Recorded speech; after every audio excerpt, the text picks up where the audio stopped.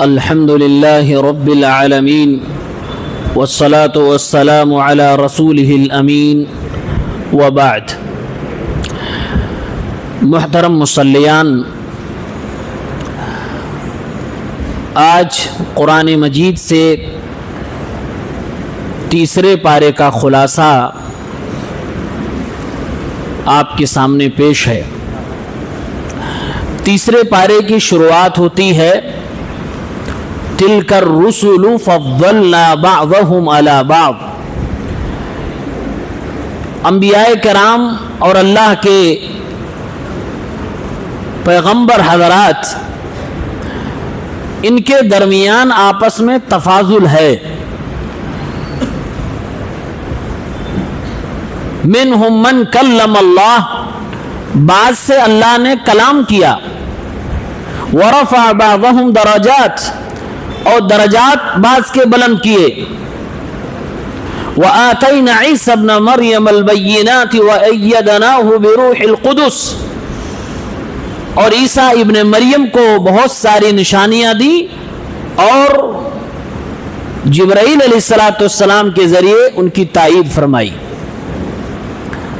تو یہ انبیاء کرام ہیں جن کی تعداد کم و بیش 1.25 لاکھ بتلائی جاتی ہے، اس سے زیادہ بھی ہو سکتی ہے.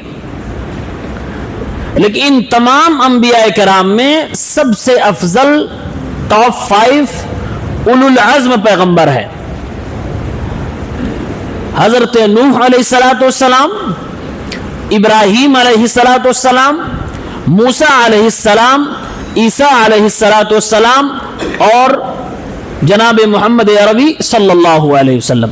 ان پانچوں میں سب سے افضل ہمارے نبی صلی اللہ علیہ وسلم ہے. نبیوں کو آپس میں ایک دوسرے سے کمپیئر کرنا جائز ہے، ایک شرط کے ساتھ. ایک کنڈیشن ہے. کنڈیشن یہ ہے کہ کسی نبی کی فضیلت آپ یہ سوچ کے نہ بیان کریں کہ کسی دوسرے نبی کو نیچے گرانا ہے یا اس کی تحقیر کرنی ہے، اس کی ڈس ریسپیکٹ کرنی ہے. یہ سوچ کر اگر آپ کسی نبی کی فضیلت بیان کر رہے ہیں اور دوسرے کو نیچا کر رہے ہیں تو یہ جائز نہیں ہے. اور یہ ایک معیار سکھایا جا رہا ہے. اگر آپ کے علاقے میں کئی علماء ہیں اور سارے علماء حق ہیں، علماء اہل سنت ہیں، کتاب و سنت کے علم رکھنے والے علماء ہیں، تو یہی فارمولہ یہاں بھی آپ لگائیں. ایک دوسرے کی اپنی خوبیاں ہو سکتی ہیں، لیکن کسی کو اس انداز میں بیان کرنا کہ دوسرے کو ذلیل کرنا مقصد ہو، یہ کوئی اچھا عمل نہیں ہے، یہ غلط عمل ہے. تیسرے پارے میں ایک بہت ہی محترم بالشان آیت کا تذکرہ ہے جس کو ہم اور آپ آیت الکرسی کہتے ہیں. اس آیت کے اندر کل 10 سنٹنسز ہیں، 10 جملے ہیں. ایک دعویٰ ہے، باقی ساری چیزیں دلیل ہے. دعویٰ کیا ہے؟ اللہ لا الہ الا ہو، اللہ رب العالمین کے سوا کوئی معبود برحق نہیں، یہ دعویٰ ہے. دلیل الحی القیوم، وہ زندہ ہے دوسروں کو زندگی دینے والا، وہ قائم ہے دوسروں کو قائم کرنے والا. لا تأخذہ سنۃ ولا نوم، اسے اونگ بھی نہیں آتی، نیند بھی نہیں آتی. لہ ما فی السماوات وما فی الارض، آسمانوں میں زمینوں میں جو کچھ ہے ساری چیزوں کا مالک وہی ہے. من ذا الذی یشفع عنده الا باذنہ، کل قیامت کے دن اس کے پاس سفارشی بن کر کوئی نہیں جا سکتا جب تک کہ وہ اجازت نہ دے دے. یعلم ما بین ایدیہم وما خلفہم، اس رب العالمین کو ساری دنیا کیا کر رہی ہے سب کچھ معلوم ہے، آگے کی باتیں بھی معلوم ہے، پیچھے کی باتیں بھی معلوم ہے. ولا یحیطون بشیء من علمہ الا بما شاء، اللہ رب العالمین کو یہ دنیا کے بندے اپنے علم کے ذریعے سے احاطہ نہیں کر سکتے ہیں. ہاں اللہ کے بارے میں اتنا ہی جان سکتے ہیں جتنا اللہ تعالیٰ نے خود قرآن کریم میں یا اپنے نبی کے ذریعے سے بتلا دیا. وسع کرسیہ السماوات والارض, اللہ رب العالمین کی کرسی آسمانوں زمینوں سے زیادہ وسیع ہے. ولا یؤودہ حفظہما وہو العلی العظیم, آسمان اور زمین اور ساری دنیا کی دیکھ ریکھ اور حفاظت اللہ رب العالمین کو تھکا نہیں سکتی ہے, یعنی اللہ کے لیے کوئی بھاری کام نہیں ہے. وہو العلی العظیم, وہ بلند ہے اور وہ بہت عظیم ہے, سب سے بڑا ہے. ایک دعویٰ اور باقی ساری چیزیں اس کی دلیل تھی. آیت الکرسی کئی جگہوں پہ پڑھا جاتا ہے. سونے کے وقت بستر پہ آپ جائیں تو اس وقت بھی پڑھ سکتے ہیں, نماز سے فراغت کے بعد آپ اس وقت بھی پڑھ سکتے ہیں. بعض علماء نے اس کو صبح و شام کے اذکار میں بھی ذکر کیا ہے. تیسرے پارے میں اللہ کے راہ میں خرچ کرنے کی بار بار آیتیں ذکر کی گئی ہیں. چونکہ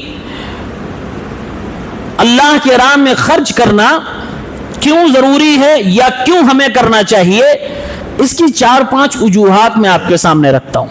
نمبر 1, ابھی آیت الکرسی میں ہم نے پڑھا لہو ملک السماوات والارض, آسمان و زمین کی جتنی بھی چیزیں ہیں اس کا اصلی مالک کون ہے؟ اللہ رب العالمین. جب اللہ تعالیٰ اصلی مالک ہے, اسی اللہ نے ہمیں رزق دیا ہے, اسی اللہ نے ہمیں کچھ کمانے کی صلاحیت عطا فرما دی ہے, اسی اللہ کا دیا ہوا ہمارے پاس ہے.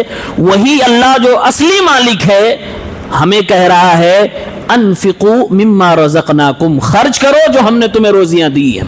اصلی مالک کا آرڈر ہے, اس لیے ہمیں خرچ کرنا چاہیے. یہ پہلا ریزن ہے.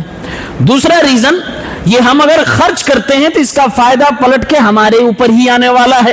کل قیامت کے دن جب ساری دنیا ڈری ہوگی, کوئی پرسان حال نہ ہوگا, تو اللہ تعالیٰ فرماتا ہے خرچ کرنے والوں کے بارے میں ولا خوف علیہم ولا هم یحزنون, انہیں نہ کوئی خوف ہوگا اور نہ کوئی غم ہوگا, یعنی فائدہ پلٹ کے ہمارے پاس آنے والا ہے, اس لیے ہمیں خرچ کرنا چاہیے. تیسری وجہ, جو بھی ہمارے پاس مال ہے یہ ہمارے دوسرے بھائیوں کا اس میں حق ہے. اللہ نے قرآن کریم میں کہا والذین فی اموالہم حق معلوم للسائل والمحروم, مومنوں کے مال میں, لوگوں کے مال میں دوسرے لوگوں کا بھی معلوم حصہ ہے, چاہے وہ مانگنے والے ہو یا محروم لوگ ہو. جب دوسروں کا حصہ ہے تو حصہ دینا ضروری ہے, حق ہے ہمارے مال میں دوسروں کا, اس لیے ہمیں دینا ہوگا. یہ تیسری وجہ ہے کہ ہمیں اللہ کے راہ میں خرچ کرنا چاہیے. اور چوتھی وجہ بڑی ایموشنل وجہ ہے, مالک حقیقی اللہ تبارک و تعالیٰ ہے, دینے والا وہی ہے, ورنہ ہاتھ پیر لولا لنگڑا کر دیتا نہیں کما سکتے, کچھ نہیں کر سکتے تھے, دوسروں کے محتاج ہو جاتے. آج اگر ہمارے پاس بینک بیلنس ہے ہم بھی کہیں کسی کے سامنے ہاتھ پھیلائے کھڑے ہوتے, لیکن اللہ تعالیٰ کا احسان ہے, کرم ہے کہ رب العالمین ہمیں رزق اور آپ کو روزیاں عطا فرما رہا ہے. لیکن وہی اللہ خرچ کرنے کے لیے جب ہمیں موٹیویٹ کرتا ہے, ہمیں آرڈر دیتا ہے, تو انداز دیکھیے اللہ کا کیا نرالا انداز ہے. من ذا الذی یقرض اللہ قرضا حسنا فیضاعفہ لہ اضعافا کثیرا, اے میرے بندو تم لوگوں میں سے کون ہے جو مجھے قرضہ دے دے اور اچھا والا قرضہ دے دے.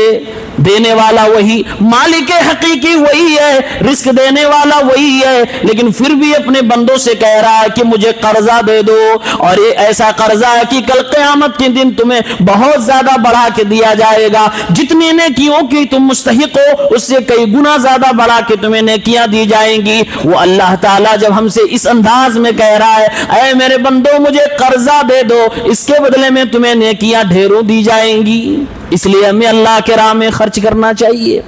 ایک اور وجہ, ان ساری وجوہات کے بعد اللہ تعالیٰ دینے والا وہی مالک حقیقی ہے, وہ قرضے کے لفظ سے ہم سے مطالبہ کر رہا ہے, پھر بھی اللہ فرما رہا ہے میرے بندو یہ مت سوچنا کہ میں تمہیں بدلے میں ثواب نہیں دینے والا, ثواب بے پناہ دوں گا. لہم اجرہم عند ربہم, جو اللہ کی راہ میں خرچ کریں گے ان کو اجر اس کے رب کے پاس دیا جائے گا.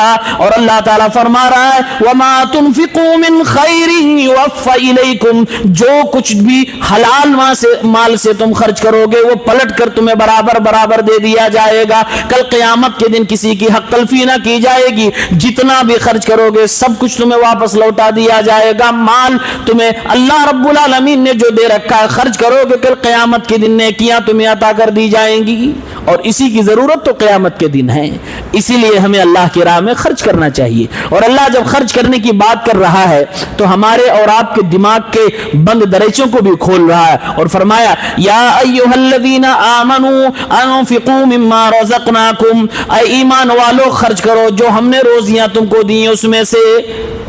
اس دن کے آنے سے پہلے جس دن نہ کوئی بزنس ہوگا، جس دن نہ کوئی سفارش کرنے والا ہوگا، جس دن نہ کوئی گہری دوستی ہوگی اور کافروں کو تو نقصان اٹھانا پڑے گا. من قبل ان یأتی یوم لا بیع فیہ ولا خلۃ ولا شفاعۃ والکافرون هم الظالمون.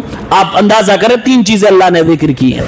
کل قیامت کے دن اگر انسان کے پاس نیکیاں نہ ہو، اسے جنت میں جانا ہے، جہنم سے بچنا ہے تو کیا کر سکتا ہے؟ وہ پہلا آپشن اس کے پاس ہوگا کہ تم خود نیکیاں لے کے آ جاؤ، اور یہی آپشن کام کرے گا. لیکن اس کے پاس نیکیاں نہیں ہے تو وہ اپنے دوست کے بھروسے بیٹھا ہوا ہے. یہ میرا بیسٹ فرینڈ تھا، یہ میرا جگری دوست تھا، یہ میرا رشتہ دار تھا، آج میں اس سے نیکیاں لے لوں گا اور میں جنت میں چلا جاؤں گا. اللہ فرما رہا ہے ولا خلا، کوئی فرینڈ شپ نہ ہوگی، کوئی بھی گہری دوستی نہ ہوگی، ایک نیکی بھی کسی کو کوئی دینے کے لیے تیار نہ ہوگا. راستہ بند ہو گیا لینے دینے کا. دوسرا آپشن آدمی سوچ سکتا ہے نہیں میں خرید لوں گا نیکیاں. فرمایا ولا بیع، نیکیوں کا کوئی بزنس بھی وہاں نہیں ہونے والا ہے. اور آدمی تیسرا آپشن سوچ سکتا تھا کہ چلو نہ خرید سکتے ہم، نہ کوئی دوست دے گا، لیکن کسی سے سفارش کروا کے ہم جنت میں چلے جائیں گے. اللہ نے فرمایا ولا شفاعۃ، کوئی سفارش بھی نہ کرے گا. سفارش اسی کے حق میں کی جائے گی جس کے حق میں اللہ تبارک و تعالی اجازت دے گا. یہ تینوں آپشن اللہ نے بند کر دیے اور کہا والکافرون هم الظالمون، کافر یہ نیکیوں والی باتیں، اللہ کی باتیں نہیں مانتے تو ظالم تو یہی ہیں، خسارہ یہی اٹھانے والے. تو اس پارے میں انفاق فی سبیل اللہ کی بات کہی گئی ہے. اور ایک بات اور ہائی لائٹ کی گئی ہے، یہ زیادہ ضروری ہے آج کے دور میں. اگر آپ نے کسی کو دے دیا، کسی کو آپ نے قرضہ دیا ہے، صدقہ دے دیا، کسی کی مدد آپ نے کر دی ہے تو اس کو آپ برباد نہ کریں. کیسے وہ برباد ہو جاتا ہے؟ اللہ تعالیٰ نے 4 چیزیں بیان کی ہیں. 4 چیزیں آدمی اگر خرچ کرنے کے بعد کر دے تو اس کو نیکی نہیں ملنے والی. کیا ہے؟ نمبر 1، آپ نے کسی کو قرضہ دیا یا اس کی مدد کر دی، آپ نے اس کو ڈونیشن دیا یا کچھ بھی کیا، آپ نے احسان جتلا دیا، ثواب اریز ہو جائے گا، ختم ہو جائے گا. نمبر 2، آپ نے اسی خرچ کرنے کے بدلے میں اس کو گالی دے دی، اس کو تکلیف پہنچا دی تو آپ کا ثواب ختم ہو جائے گا. نمبر 3، آپ نے یہ سب کچھ تو کیا لیکن دنیا داری کے خاطر، ووٹ چاہیے تھا، آپ الیکشن میں آنے والے تھے اسی لیے خرچ کیا ہے، اللہ کے لیے نہیں، دکھانے کے لیے خرچ کیا ہے. تو دکھانے کے لیے جب خرچ کیا تو اللہ تعالیٰ کے ہاں اس کا کوئی ثواب ملنے والا نہیں. نمبر 4، نیکی آپ نے کی لیکن بعد میں کوئی شرک اکبر کر دیا، کوئی کفریہ کام کر دیا جس سے یہ ساری کی ساری نیکیاں برباد ہو جائیں گی. فرمایا اللہ نے یا ایھا الذین آمنوا لا تبذلوا صدقاتکم بالمن والاذی، اے ایمان والو اپنے صدقات کو احسان جتلا کر تکلیف دے کے برباد نہ کرو. کالذی ينفق مالہ رئاء الناس، اس آدمی کی طرح جو لوگوں کو دکھا کر خرچ کیا کرتا ہے. ولا یؤمن باللہ والیوم الاخر، اور اللہ پر اور آخرت کے دن پہ ایمان ہی نہیں لاتا، یعنی کوئی کفر کرتا ہے، شرک اکبر کا مرتکب ہو جاتا ہے. یہ 4 وجوہات سے یہ خرچ کرنے والی نیکی برباد ہو جاتی ہے. اس لیے میرے بھائیوں غور سے اس کو دھیان سے، کبھی کسی کے ساتھ یہ حرکتیں مت کرنا اگر آپ نے کسی کے اوپر احسان کیا ہے. اس صورت کے اندر اللہ تبارک و تعالی نے ایک چیز کو کئی انداز میں حرام کہا ہے اور وہ ہے سود. سود دراصل آپ کسی کے ساتھ احسان کرنا چاہیں تو اس کو قرضہ دیں. قرضہ ٹوٹلی 100% آپ کسی کے اوپر احسان کر رہے ہیں اگر قرضہ دے رہے ہیں. احسان کے بدلے میں آپ یہ نہیں کر سکتے کہ میں نے اس کو 100 دیا تو میں 110 لوں گا بدلے میں، کیونکہ آپ نے احسان کیا، آپ کو ثواب چاہیے.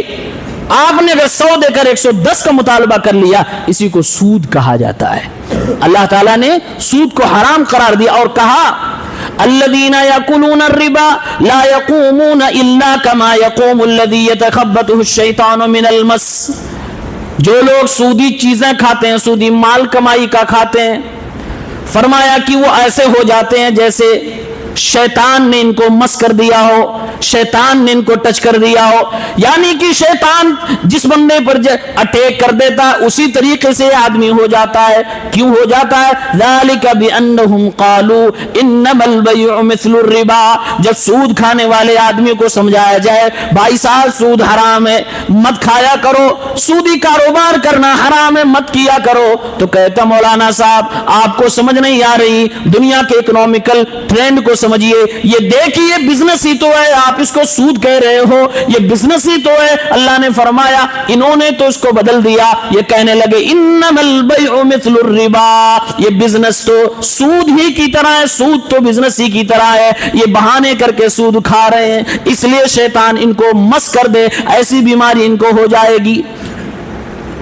میرے ساتھیوں، اللہ کے نبی صلی اللہ علیہ وسلم نے فرمایا اللہ کی لعنت اس بندے پہ ہو جو سودی مال کھاتا ہے، جو کھلاتا ہے اس پر بھی لعنت ہو، سودی کاروبار کو جو لکھتا ہے اس کو بھی اللہ کے نبی نے لعنت کا مستحق بتایا، جو سودی لین دین میں گواہ بن جائے اس پر بھی اللہ کے نبی نے لعنت فرمائی ہے۔ آگے اللہ کے نبی نے یہ بھی فرمایا وَهُمْ سَوَاء، کھانے والا جتنا گنہگار کھلانے والا اتنا گنہگار ہے، اور جو گواہ بن رہا اتنا گنہگار وہ بھی ہے، جو لکھ رہا اتنا گنہگار وہ بھی ہے، سب لوگ برابر کے گنہگار مانے جائیں گے۔ اللہ تعالیٰ نے اسی صورت کے اندر آگے بڑھ کے فرمایا وَأَحَلَّ اللَّهُ الْبَيْعَ وَحَرَّمَ الرِّبَا۔ اے لوگو اپنے آپ کو دھوکہ نہ دو، اللہ کو دھوکہ دینے کی کوشش نہ کرو۔ اللہ نے بزنس کو حلال کیا ہے لیکن اللہ تبارک و تعالیٰ نے سود کو حرام قرار دے دیا ہے۔ پھر آگے چل کے اللہ نے فرمایا وَمَنْ عَادَ فَأُولَئِكَ أَصْحَابُ النَّارِ هُمْ فِيهَا خَالِدُونَ۔ جس نے سودی مال کمایا ہے اس کو چھوڑا نہیں، اپنے سے الگ نہیں کیا، دوبارہ پلٹ کے سودی کاروبار کرنے لگا، اللہ فرما رہا ایسے لوگ تو جہنمی ہے اور یہ جہنم کے اندر ہمیشہ ہمیش کے لیے جائیں گے۔ پھر آگے اللہ نے فرمایا یمحق اللہ الربا ویربی الصدقات۔ اے لوگوں یہ مت سوچنا کہ سودی لین دین کریں گے تو جلدی مالدار ہو جائیں گے، نہیں نہیں، اللہ تعالیٰ نے سود کو مٹانے کا فیصلہ فرما لیا ہے اور اللہ صدقات و خیرات کو بڑھانے کا فیصلہ فرما لیا۔ یہ چار طریقے سے اللہ نے سود کو حرام قرار دیا۔ اب پانچویں بار آخری فیصلہ سناتے ہوئے فرما رہا ہے یا ایھا الذین آمنوا اتقوا اللہ وذروا ما بقی من الربا۔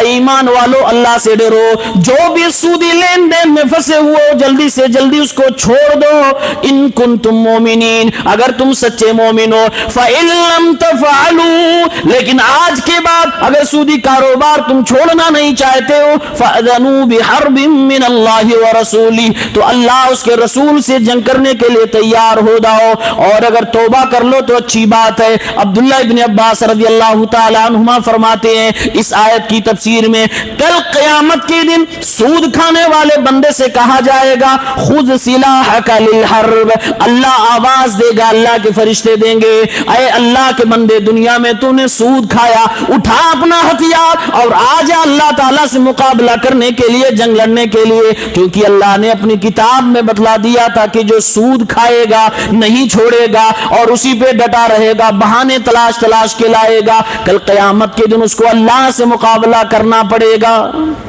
سود بہت خطرناک چیز ہے۔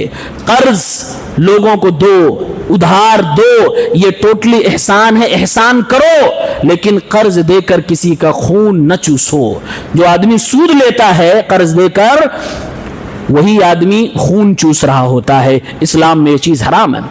اسلام کے اندر مالی معاملات کو، اکنامیکل ایشوز کو بہت اہمیت دی گئی ہے، اور دلیل کے طور پہ آپ دیکھنا چاہتے ہیں تو سورہ بقرہ میں آیت نمبر 282 آپ پڑھ لیں، پورا ایک پیج کی آیت ہے، آیت دین، قرضے والی آیت اس کو کہا جاتا ہے۔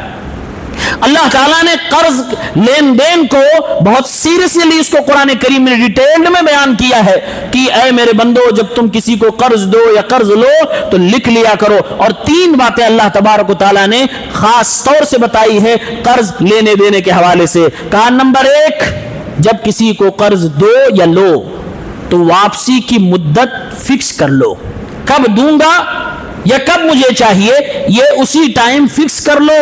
نمبر 2، یہ ساری باتیں ہوائی نہ ہو، اس کو نوٹ ڈاؤن کر لو، لکھ لو. اگر تم سفر میں ہو یا کسی ایسی سچویشن میں ہو کہ لکھ نہیں سکتے ہو تو کوئی سامان گارنٹی کے طور پر رکھ لو، جس کو رہن کہتے ہیں، رہن کے طور پر اس کو رکھ لو. نمبر 3 فرمایا گواہ بھی بنا لو، لکھ بھی لو، گواہ بھی بنا لو. یہ 3 چیزیں اللہ تبارک و تعالیٰ نے اس آیت کے اندر بتلائی ہیں. آیت دین، اس سے پتا چلتا ہے کہ لین دین کے معاملے میں آدمی کو کتنا صاف ستھرا رہنا چاہیے.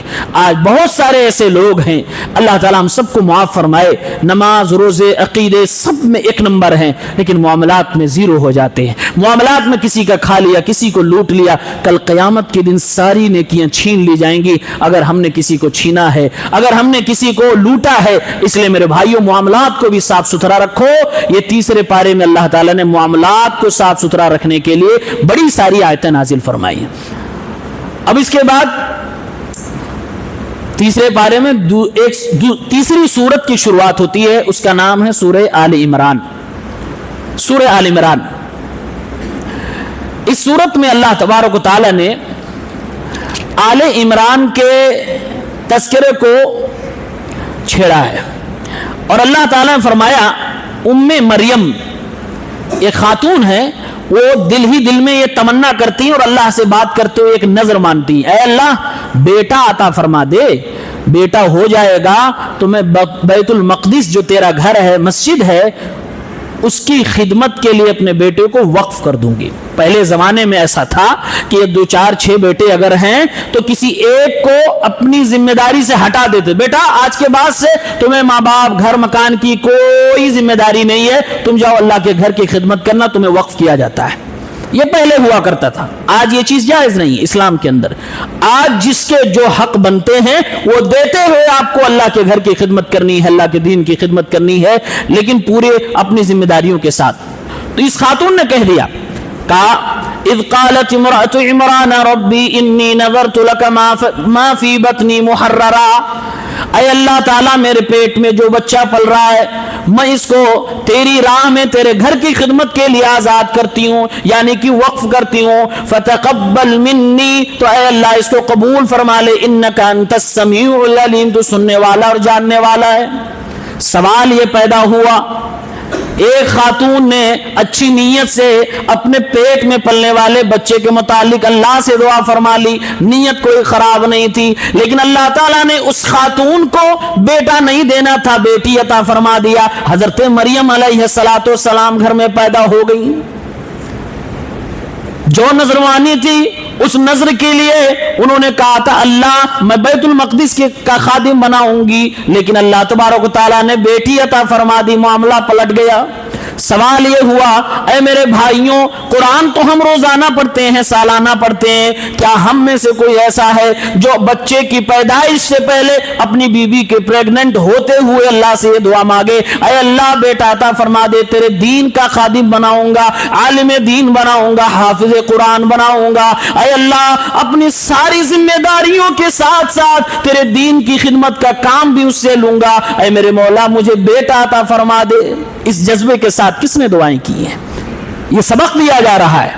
مجھے معلوم چلا ہے آپ کے شہر نظام آباد میں آپ کے یہاں کا شاید کوئی ایک عالم ہے، بس مسجدیں تو 11 ہیں، 2 انڈر کنسٹرکشن ہیں، 13 ہو جائیں گی، اور عالم صرف ایک. پورا مہینہ آپ درس سن رہے ہیں، ماشاءاللہ آپ لوگوں کے مسجد کے انتظام، دروس، ان سب کا چرچا آل انڈیا ہوتا ہے، انڈیا کے باہر بھی ہوتا ہے. مشہور ہے کہ یہاں کے لوگ بہت دیندار ہیں اور جانکار ہیں، لیکن دین کے معاملے میں، سیکھنے کے معاملے میں اتنا پیچھے کیسے ہو گئی؟ اپنے بچوں کو اسٹار بنانا چاہتے ہیں، بناؤ اسٹار، بزنس اسٹار بناؤ، دنیا کی تعلیم دو, خوب ترقی کراؤ. دعا ہے رب العالمین چاند تک پہنچا دے آپ کی اولاد کو, ہماری اولادوں کو. رب العالمین سمندروں کی تہوں میں پلنے والے موتیوں کو نکالنے کا ہنر ہماری اولاد کو دے. دنیا میں چھاپ بنانے کی ہنر اللہ تعالیٰ دے. لیکن ایک اور گزارش ہے, یہ تو اسٹار کی بات ہے. میرے نبی جناب محمد عربی صلی اللہ علیہ وسلم فرماتے ہیں, جس کے پاس دین کا علم ہوتا ہے وہ ایک اسٹار نہیں ہوتا, بلکہ وہ مکمل چاند ہوتا ہے, وہ بھی چوندوی کا. اور فرمایا اللہ کے نبی نے وَإِنَّ فَضْلَ الْعَالِمِ عَلَى الْعَابِدِ, ایک عالم کی فضیلت ایک عبادت گزار نیک انسان پر كَفَضْلِ الْقَمَرِ لَيْلَةَ الْبَدْرِ عَلَى سَائِرِ الْكَوَاكِبِ, جیسے چودہویں کی رات میں چاند چمکتا ہے تو سارے ستاروں کی روشنی غائب ہو جاتی ہے اور چاند کے چمکنے کی وجہ سے کوئی ستارہ نظر نہیں آتا, ایسے ایک عالم کی فضیلت عبادت گزار دوسرے مسلمانوں پر ہے. تو اپنے بچوں کو ایسا چمکتا ہوا بناؤ, ایسا روشن انسان بناؤ جو دوسروں کو تعلیم دے سکے, اپنی زندگی کو سنوار سکے. اس لیے میرے دوستوں ایک اپیل میں کیا جاتا ہوں کہ کم سے کم اپنے بچوں کو تعلیم دنیا کے ساتھ ساتھ دین کا بھی دو. عالم بناؤ, اچھا عالم بناؤ, حافظ قرآن بناؤ. اللہ کی قسم ہے آپ جو سوچتے ہیں ویسا نہیں ہونے والا ہے. کیا سوچتے ہیں؟ کل ملا جلا کر آپ پوچھئے پورے انڈیا میں اگر اس علم سے لوگ بھاگ رہے ہیں, صرف لاسٹ میں ایک ہی ریزن آتا ہے, یہ کما نہیں پائے گا, اس کی انکم کم ہوگی. بس انکم کم ہے تو ریسپیکٹ نہیں ملے گی. اس لیے ہم اپنے بچوں کو اس بری استھتی میں نہیں دیکھنا چاہتے. یہ مینٹالٹی ہماری بنی ہوئی ہے. میرے دوستوں, میرے ساتھیوں, ایسا نہیں ہے. دنیا میں کوئی حافظ بتاؤ جو بھوکا مر رہا ہو, چیلنج, کوئی حافظ بتاؤ جو بھوکا مر رہا ہو. نہیں مر رہے, الحمدللہ, اللہ تعالیٰ رزق عطا فرماتا ہے. اسی سورہ آل عمران میں اللہ تبارک و تعالیٰ نے عقیدے کی سلامتی کی کچھ باتیں عطا فرمائی ہیں. عیسیٰ علیہ السلام کا تذکرہ آیا اس میں. عیسیٰ علیہ السلام بغیر باپ کے پیدا ہوئے.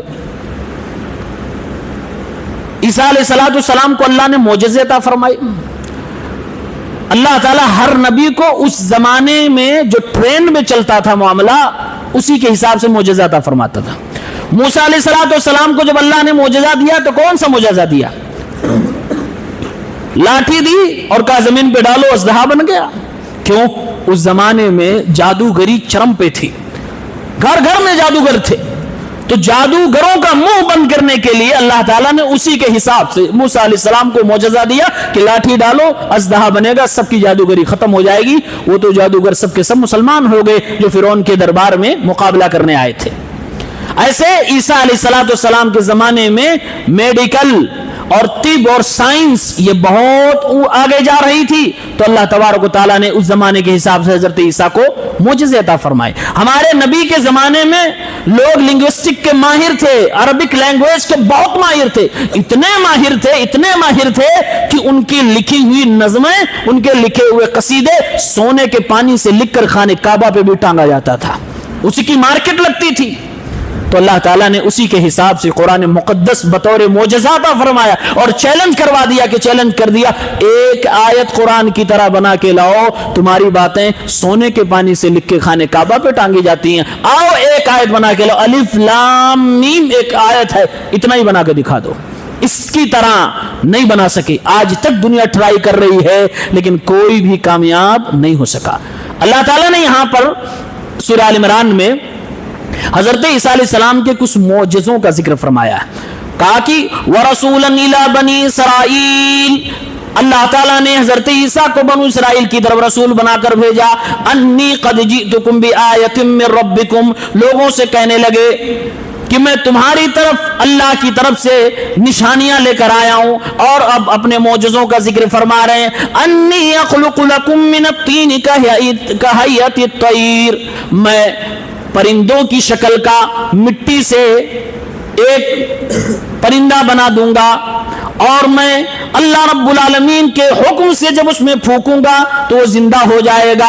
فانفخ فیہ فیکون طیرا باذن اللہ, اللہ کے حکم سے وہ مٹی کا بنایا ہوا میرے ہاتھوں کا پرندہ زندہ ہو جائے گا. یہ معجزہ.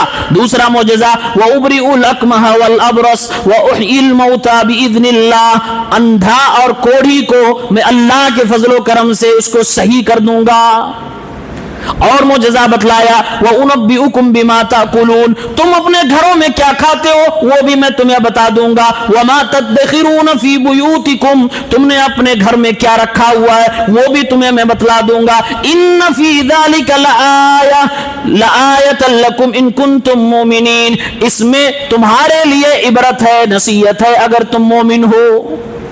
3 معجزہ حضرت عیسیٰ علیہ السلام نے ذکر کیا ہے. تینوں معجزہ نبی کے ہاتھوں ہوا ہے, اور کرنے والا کون؟ اللہ تعالیٰ. قرآن کی آیتوں پہ غور کریں. آج نیشنل میڈیا پہ بہت سارے ڈھونگی لائے جاتے ہیں. کوئی لوٹا اڑا رہا ہے تو کوئی کچھ کر رہا ہے, کوئی ان کو پروموٹ کیا جا رہا ہے. کیوں؟ تمہارے ہمارے عقیدے خراب ہو جائے, سوچنے لگے انسان کہ ہاں یہ بھی کچھ کر سکتا ہے, چمتکار نام دے دے, کچھ نام دے رہا ہے. میرے بھائیوں, میرے دوستوں, موجودہ زمانے میں ان ڈھونگیوں کے ذریعے سے ہمارے عقیدے پہ اٹیک کیا جا رہا ہے, اور ہم وہ قوم ہیں جو اپنی کتاب مقدس میں اس سے بڑی بڑی چیزیں پڑھ چکے ہیں, معجزات پڑھ چکے ہیں.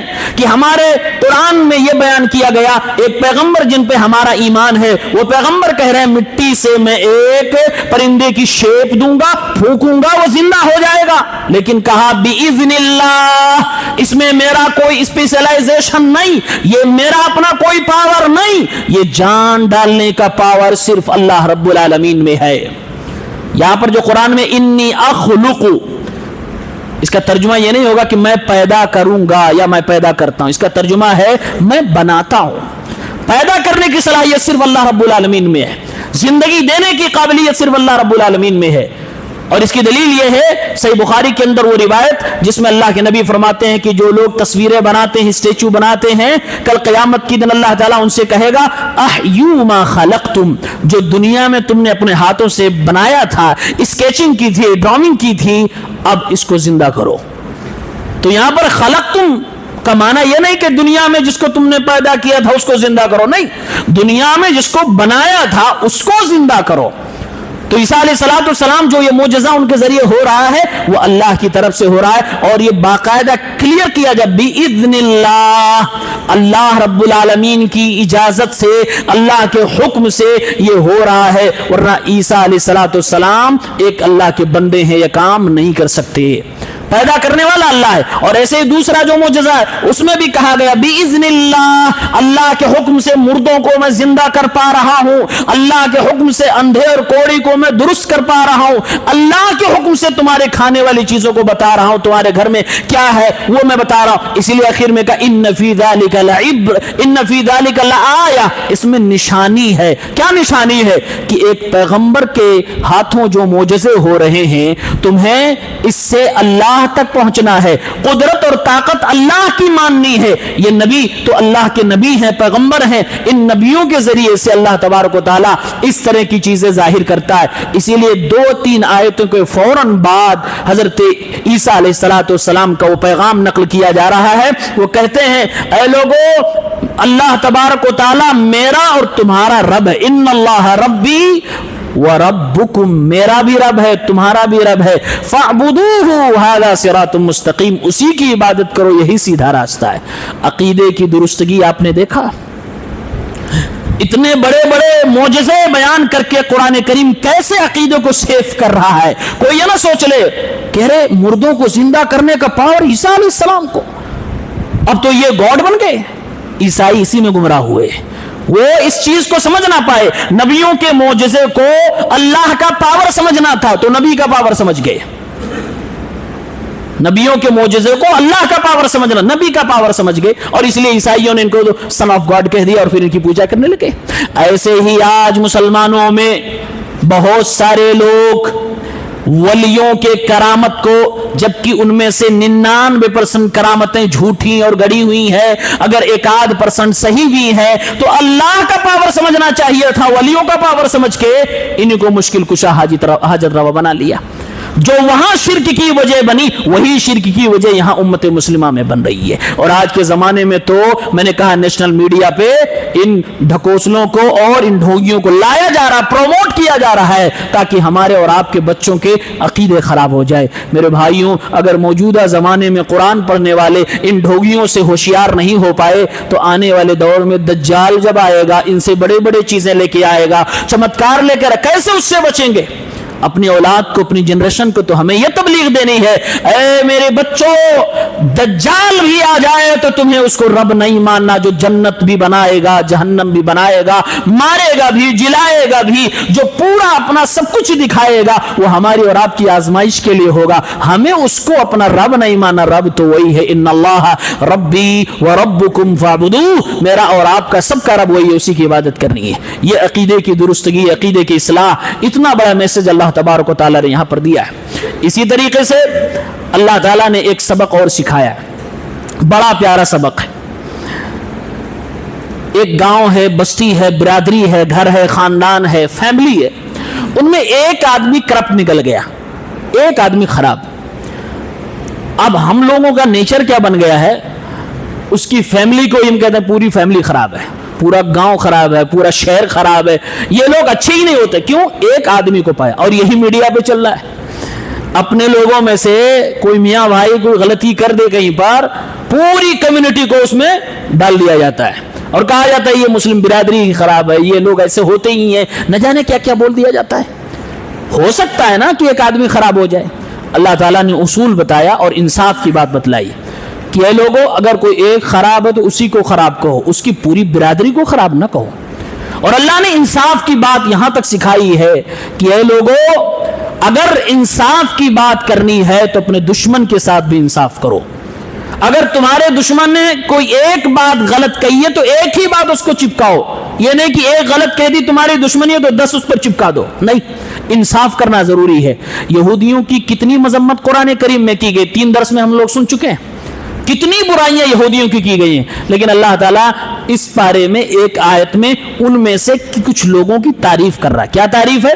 अल्लाह ने फरमाया, वमिन अहलिल किताबी मन इन तअमनहु बिक़िंतारिन युद्दीही इलैक, ऐ मेरे नबी, अहले किताब में से, इसराइलियों में से कुछ ऐसे भी हैं कि अगर उन्हें आप खजाना, सोने चांदी का खजाना भर के उनको बतौर अमानत दे दें, कल आकर 1 महीने के बाद आकर वापस ले जाएं तो उतना, वो पूरा का पूरा तुम्हें वापस कर देंगे, इतने ईमानदार हैं। ये तारीफ नहीं है? और इसकी वजाहत हमारे नबी ने सही बुखारी में की है, 2291 नंबर पे हदीस मौजूद है। अल्लाह के नबी सल्लल्लाहु अलैहि वसल्लम फरमाते हैं, एक इसराइली ने दूसरे इसराइली को 1000 दीनार कर्जा दिया। कितना? 1000 दीनार, सोने के सिक्के को दीनार कहते हैं। 1000 दीनार कर्जा दिया एक इसराइली ने दूसरे इसराइली को। टाइम मुकर्रर हो गया कि इतने दिन के बाद तुम्हें है वापस करना, ठीक है, लेकिन परेशानी यह थी कि यह दरिया के पार रहता था, साहब इस पार थे, दूसरा उस पार था, बीच में दरिया थी, समंदर थी। अब वो जाने के लिए कश्ती नहीं पा रहा था, कोई उसको रास्ता मिल नहीं रहा था कि मैं कैसे कर्जा ले जाकर अपने भाई को वापस कर दूं जो मैंने उससे 1000 दीनार लिया था। हमारे नबी सल्लल्लाहु अलैहि वसल्लम फरमाते हैं कि उस आदमी ने कर्जे को वापस करने के लिए इतनी ईमानदारी दिखाई, इतनी अमानतदारी दिखाई कि उसने 1000 दीनार एक लकड़ी के बॉक्स में जमा कर दिया और समंदर के हवाले कर दिया, अल्लाह पे भरोसा कर लिया, अय अल्लाह, मैंने जिस आदमी से कर्जा लिया था दरिया के उस पार है, उस आदमी तक ये पहुंच जाए, ये उसकी अमानत है, टाइम मुकर्रर है, अय अल्लाह उस तक पहुंच जाए, रास्ता नहीं मिल रहा कि मैं ले जाकर खुद दे के आऊं। अब उसने दरिया के हवाले कर दिया, वो चलता चला गया, चलता चला गया और उस आदमी को मिल भी गया, उसने उठा भी लिया, पा भी लिया, लेकिन बाद में जब इसको कश्ती मिली, रास्ता मिल गया, फिर से 1000 इसने लिया और फिर उस आदमी के पास पहुंच गया और कहने लगा, मेरे भाई ये 1000 दीनार मैंने आपसे कर्जा लिया था, आप ये अपना 1000 दीनार रख लीजिए। वो सामने वाला भी बड़ा ईमानदार था, इसने अमानतदारी दिखाई कि किसी ने कर्जा दिया तो अमानतदारी ईमानदारी के साथ वापस कर दिया। उसने ईमानदारी दिखाई, कहने लगा मेरे भाई तुमने लकड़ी के बॉक्स में जो 1000 दिनार भेजा था वो मुझे मिल चुका है, मुझे दोबारा नहीं चाहिए। अल्लाह ने उन्हीं की तारीफ की, फरमाया कि अहले किताब में कुछ ऐसे हैं कि अगर खजाने उन्हें दे दो तो तुम्हें वापस कर देंगे। इतनी ईमानदारी और अमानतदारी पाई जाती है। अफसोस हम मुसलमानों में, हमारी मार्केट में चले जाइए, हर दूसरा तीसरा आदमी रो रहा है मेरा पैसा मार लिया गया, मेरा कर्जा लेकर कोई भाग गया, मेरा कारोबार इसलिए ठप हो गया क्योंकि लोगों ने मुझे लूट लिया है। मेरे भाइयों, आज लोग डरते हैं किसी को कर्जा देने, बल्कि लोग तो आपस में ये बात करने लगे अगर तुम्हें अपने बेस्ट फ्रेंड को अपना दुश्मन बनाना है तो उसको कर्जा दे दो। आज ये बात कही जा रही है। क्यों? मुसलमान ऐसा नहीं था। यहूदियों में इतनी खूबी थी, बाज लोगों में वो खूबी हमारे अंदर होनी चाहिए थी। अल्लाह ताला ने फिर आगे और फरमाया, ये कहा ये कुछ लोग उसमें है, लिमिटेड ऐसा है जो ऐसा किए, इसलिए अल्लाह ने उनकी तारीफ कर दी। और आगे अल्लाह तबारक व तआला ने कहा वमिनहुम मन इन तअमनहु बिदीनार, लेकिन उनमें तो ऐसे भी हैं कि अगर 1 दिनार उनको तुम बतौर अमानत दे दो, ला युद्दीही इलैक, तो तुम्हें वो वापस नहीं करेंगे। कुछ लोग ऐसे हैं कि उनको आप करोड़ रुपया दे दो कर्जा तो टाइम पे वापस कर दें, किसी को 100 रुपया दे दो टाइम पे नहीं देगा। तो अल्लाह ने कहा दोनों तरह के लोग पाए जाते हैं। ला युद्दीही इलैक, वो तुम्हें वापस नहीं करेंगे, इल्ला मा दुमता अलैहि काइमा, हाँ अगर उनके सर पे सवार हो जाओ तब देगा। ये अल्लाह ने कर्जा लेने का तरीका बताया। अगर आपने किसी को दे दिया है, आज तो लोग कहते हैं दे दिया तो भूल जाओ, मिल गया तो ठीक, नहीं तो फिर भूल जाओ, सच में भूल जाओ, लेकिन ऐसी चीजें भूलती नहीं है, कभी नहीं भूलती। अल्लाह ने फरमाया इल्ला मा दुमता अलैहि काइमा, अगर आदमी कर्जा नहीं दे रहा है तो उसके सर पे खड़े हो जाओ। सर पे खड़े होने का मतलब जान रहे हैं? सुबह मांगो, शाम मांगो, दोपहर मांगो, मांगते रहो, मांगते रहो, मांगते रहो, मांगते रहो, मांगते रहो। और उलमा ने लिखा है अगर इस्लामी हुकूमत है तो कर्जा न देने वाले के खिलाफ FIR किया जाए और बादशाह जबरन वो कर्जा वापस दिलवाए। लेकिन हमारे यहाँ ऐसा नहीं है, लेकिन हम क्या करेंगे? मांगते रहें। ये मतलब है सर पे खड़े होने का, लेकिन मांगने का अंदाज ऐसा हो कि झगड़ा ना होने पाए। क्योंकि अगर आपने सुबह मांगा, दोपहर मांगा, दोपहर में आप आपे से बाहर हो गए, झगड़ा हो गया, तो आपको मोबाइल पे क्या कर देगा? ब्लॉक, नहीं मांग पाओगे फिर। तो ऐसे मांगना है कि झगड़ा ना होने पाए, ताकि मांगने का सिलसिला जारी रहे और मुमकिन है कि वो दे दे। अल्लाह ने फरमाया इल्ला मा दुमता अलैहि काइमा, अगर तुम उसके ऊपर खड़े हो जाओगे तो हाँ हो सकता है कि वो 1 दिनार जो दिए हो दे दो, वरना देने वाला नहीं है। ऐसे लोग भी पाए जाते हैं। अच्छा, ये इस्राएली क्यों ऐसा करते थे कि 1 दिनार अगर ले लें तो नहीं देंगे? क्यों? अगर एक इस्राएली यहूदी को किसी मुसलमान ने, अरब ने 1 दिनार दे दिया कर्जे, तो ये वापस नहीं करता था, कहता था खा लिया क्या कर लोगे। अल्लाह ने बताया कि वो उसको हलाल समझते थे, कहते थे ज़ालिका बिअन्नहुम क़ालू लैसा अलैना फिल उम्मिय्यीन सबील, ये कहते थे, ये अरब का है, उम्मी कहते हैं अनपढ़, ये लोग अरब को अनपढ़ कह रहे हैं। कहा कि ये अरब का है और अरब का माल खाना हमारे लिए हलाल है, अगर इनका हमने खा लिया तो हमें कोई गुनाह नहीं मिलेगा।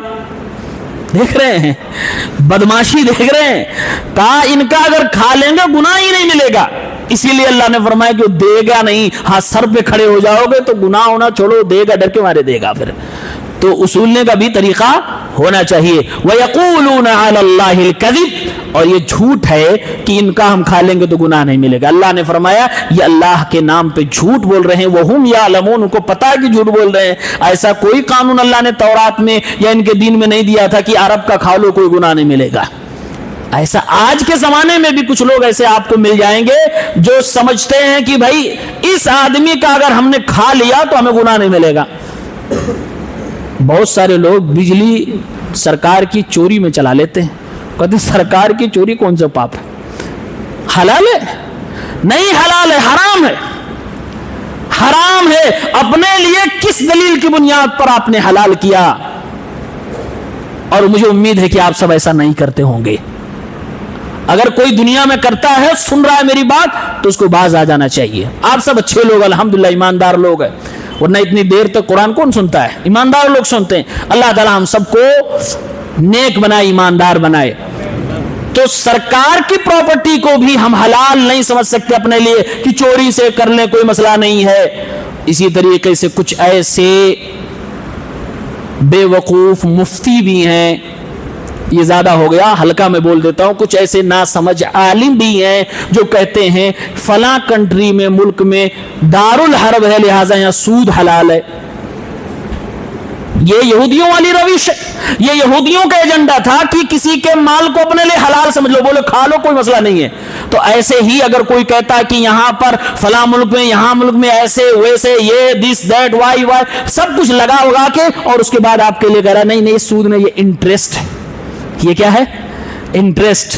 وہی والی اسپیلنگ ہے نا, انٹرسٹ کی سیم اسپیلنگ ہے. فرق ہے؟ نہیں فرق, کوئی فرق نہیں. کیا دھوکہ دیا جا رہا ہے. Are you interested? تو آپ انٹرسٹیڈ ہیں, آپ خواہش مند ہیں, اس کا نام رکھ دیا انٹرسٹ. سود جو اتنی گندی چیز ہے جس پر اللہ نے جنگ کا اعلان کیا ہو, اس کا نام انٹرسٹ لگ دیا اور کہتے ہیں نہیں سود نہیں ہے حضرت, یہ انٹرسٹ ہے. میرے بھائیو حلال نہیں ہو سکتا, دنیا کے کسی ملک میں حلال نہیں ہو سکتا ہے, وہ دنیا کی کسی بھی کنٹری میں اس کو حلال نہیں کیا جا سکتا, وہ حرام ہے, حرام ہے.